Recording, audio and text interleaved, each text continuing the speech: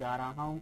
BSNL की जितनी भर अभी तक काम हुए हैं और बीएसएनएल की सर्विसेज के बारे में बात करेंगे। तो चलिए ज़्यादा टाइम ले लेते हैं, करते हैं वीडियो को शुरू। वीडियो शुरू करने से पहले बता दूं आपको कि आप चैनल पर पहली बार आए हैं तो चैनल को अभी के अभी सब्सक्राइब कर लें और वीडियो को लाइक करें।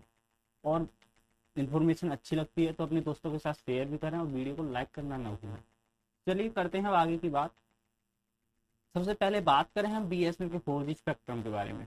तो बीएसएनएल का 4G स्पेक्ट्रम बहुत ही जल्दी आने वाला था, लेकिन कुछ इस भारत सरकार के कारण, मतलब कि भारत सरकार नहीं, सीधा सीधा कह सकते हैं कि बीजेपी सरकार ने इसे रोक दिया। इसलिए रोक दिया गया कि चाइना से कुछ मुठभेड़ हो गया और वो सामान खरीद रहे थे, वो चाइना से ही खरीद रहे थे। फिर उसमें सीमा पर कुछ लड़ाई हो गई और उससे इंडिया के 20 सैनिक मारे गए, जिससे कि सरकार में और भारत में, इंडिया में हलचली मच गई। और जो चाइना से बीएसएनएल का 4G स्पेक्ट्रम का सामान खरीदने का जो टेंडर किया गया था उसे रद्द कर दिया गया। और इसके बाद में ये भी कहा गया है कि अब बीएसएनएल का जो नेटवर्क है वो मेक इन इंडिया से ही खरीदा जाएगा, और वो अभी तक नहीं खरीदा गया है।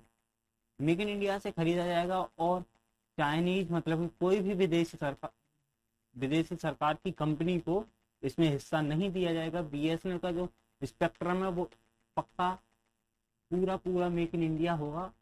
और उसके लिए कंपनियां कुछ चूज करी गई थी जिन्होंने काम स्टार्ट कर दिया है। अपना जो स्पेक्ट्रम था वो बना भी दिया, और भारत सरकार ने इसे पैसे देने से कुछ पता नहीं मना कर दिया, क्या हो गया है। लेकिन इसका अभी तक जो 4G सिस्टम है वो नहीं खरीदा जा रहा है। स्पेक्ट्रम के लिए वैसे मंजूरी दे दी गई है कि आप स्पेक्ट्रम लगा सकते हैं 4G, लेकिन इसके लिए कोई पैसा नहीं दिया जा रहा है, जिससे कि बीएसएनएल का जो स्तर है वो दम पे दम घटते जा रहा है और बीएसएनएल बहुत ही निचली कंपनी हो गई है। इसमें इतना घाटा हो चुका है कि बीएसएनएल अपने जो कॉन्ट्रैक्ट वर्कर हैं, जिनकी ज़्यादा से ज़्यादा 10,000 रुपए की सैलरी है, जो 10,000 रुपए पर मंथ की सैलरी है, वो सैलरी तक नहीं दे पा रहा है। लेकिन ज़्यादातर कॉन्ट्रैक्ट वर्कर की सैलरी 10,000 की नहीं है, 10,000 से कम तक की है, 2,000, 3,000, 5,000 है और 10,000 है। वो सैलरी भी नहीं दे पा रहा है, और इसके रेगुलर एम्प्लॉय उनकी भी सैलरी लेट दे पा रहा है। तो इससे बीएसएनएल को बहुत ज़्यादा घाटा हो गया है। और इसमें कुछ बताया जा रहा था कि बीएसएनएल के लिए 8500 करोड़ रुपए देने के लिए सरकार ने हाँ कह दिया था कि हम आपको 8500 करोड़ रुपए देंगे, जिससे आप अपना 4G नेटवर्क अपने टावर पर लगा सकते हैं। तो इससे बताया जा रहा है कि बीएसएनएल ने मना कर दिया कि हम आपका जो 8500 करोड़ रुपए है वो नहीं लेंगे, हम पहले ही कर्ज में बहुत डूबे हुए हैं और हम अब कोई भी कर्ज नहीं लेंगे।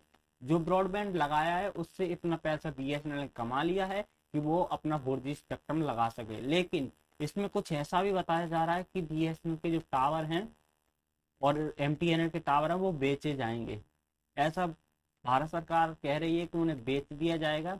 लेकिन एक मैं बात बताऊं कि आपको, ये भारत सरकार, अब जो बीजेपी सरकार आई है, बीजेपी गवर्नमेंट है, इसने बहुत ही ज्यादा बीएसएनएल को, क्या मतलब कि पूरे भारत सरकार को बहुत ही ज्यादा घाटे में पहुंचा दिया है।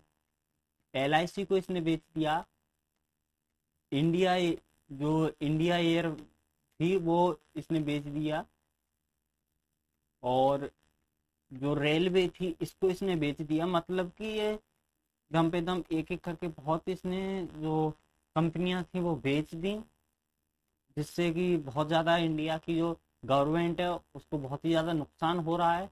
लेकिन ये बीएसएनएल कुछ थोड़ा अपने काम से थोड़ा अभी तक चल रही है, लेकिन अब ये बिल्कुल होने वाली है। अगर इसका 4G नहीं लगाया गया तो मुश्किल है कि ये बीएसएनएल ज़्यादा दिन तक टिक पाएगी, क्योंकि इस पर इतना कर्ज हो गया है कि ये टिकने के लायक ही नहीं है। अब बात करें हम इसकी सैलरी के बारे में, तो सैलरी तो इसने 1-2 महीने की दी है कॉन्ट्रैक्ट वर्कर की, और जो रेगुलर एम्प्लॉय है उनकी सितंबर की सैलरी बची हुई है, अगस्त की भी किसी किसी जगह दे दी गई है, किसी किसी जगह नहीं दी है। लेकिन जो सितंबर की सैलरी बची हुई है पूर्णतया, किसी को सैलरी नहीं दी गई है। अब कल से अक्टूबर लगने वाला है, मतलब कि एक महीने लेट हो रही है सभी सैलरी, और देखते हैं अब क्या होता है। और इसमें बात करें कॉन्ट्रैक्ट वर्कर की, तो सबसे ज्यादा इसमें निचला स्तर है कॉन्ट्रैक्ट वर्कर है, सबसे कम सैलरी ले रहा है, सबसे ज्यादा काम कर रहा है और उसको भी सैलरी नहीं मिल पा रही है। जिसमें सबसे ज्यादा घाटा है तो कॉन्ट्रैक्ट वर्कर को है, और बीएसएनएल को है, तो वो तो है ही। लेकिन कॉन्ट्रैक्ट वर्कर का काम सबसे ज्यादा लिया जा रहा है, उसको सैलरी नहीं दी जा रही है। मेरे पास बहुत कमेंट आते हैं, मैं आपको स्क्रीन पर दिखा दूंगा कि सर सैलरी कम मिलेगी, सर ये है, हम छत्तीसगढ़ से हैं, ये है वो है। मतलब कि बहुत ज़्यादा कमेंट आ रहे हैं, और ये सैलरी टाइम से नहीं दे पा रहा है। इसमें केवल कॉन्ट्रैक्ट वर्कर की सैलरी की ज़रूरत नहीं है, सबको सैलरी की ज़रूरत है, और उनसे काम लिया जा रहा है। ये थोड़ा काम है कि आप काम ले रहे हो तो उनके लिए सैलरी देनी चाहिए। और अब बात करें हम इसके बाद में बीआरएस की, तो बीआरएस का काम तो अब लगभग होने वाला ही खत्म। तो इसका 50% पैसा दे दिया गया है, उसके लिए इतना कोई परेशानी की बात नहीं है, बीआरएस तो दे दिया जाएगा। लेकिन कॉन्ट्रैक्ट वर्कर की सैलरी नहीं दी जा रही है। एक महीने की सैलरी देते हैं, 2 महीने, 3 महीने, 5 महीने के बाद। तो 1500, 2000, 3000, 5000, 10,000 इतना पैसा इकट्ठा होता है। तो 5 महीने में अगर वो 10,000 रुपये चला पाएगा क्या एक कॉन्ट्रैक्ट वर्कर 5,000 रुपये 10 महीने तो कैसे चला पाएगा। और किसी किसी की तो 1500, 2000, 3000 ऐसी सैलरी है, तो वो 1500 रुपये में 5 महीने कैसे काट पाएगा। तो ये बहुत सोचने वाली बात है, लेकिन ऐसा कोई भारत सरकार नहीं सोच रही है, बीएसएनएल नहीं सोच रही है। उनसे काम लिया जा रहा है और कुछ करवाया भी ऐसा एक भी दया नहीं जा रहा, क्योंकि उनकी जो मजदूरी है मजदूरी दे देनी चाहिए, और ऐसा बीएसएनएल नहीं कर पा रहा है क्योंकि इसके पास है ही नहीं। अब देखते हैं कि बीएसएनएल का जो जमीन है, धरती है इसकी बची हुई कुछ, जिसका कोई यूज नहीं है, और कुछ बिल्डिंग्स हैं जिनका भी कोई यूज नहीं है, तो उनके लिए भी बेचा जा रहा है। कहा जा रहा है कि 18,000 करोड़ रुपए की जो संपत्ति है वो बेचकर हम थोड़ा कुछ कर्ज निपटाएंगे, और जो सैलरी है वो देंगे, और बीएसएनएल का 4G लगाएंगे।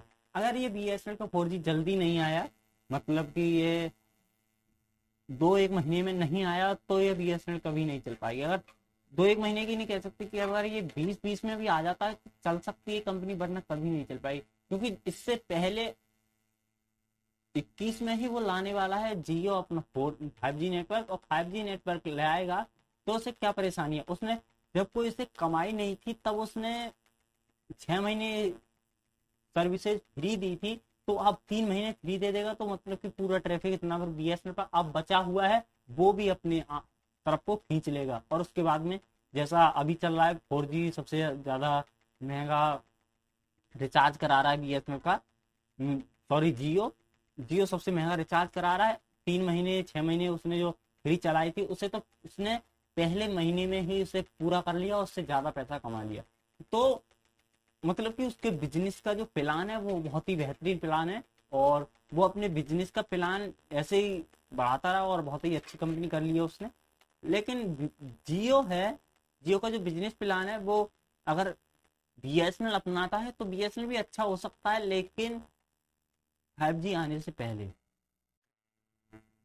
अब देखते हैं क्या होता है आगे की न्यूज के बारे में, देखते हैं क्या आता है। और आपको ये वीडियो कैसी लगी हो, वीडियो अच्छी लगी हो तो लाइक करें और चैनल को सब्सक्राइब करें।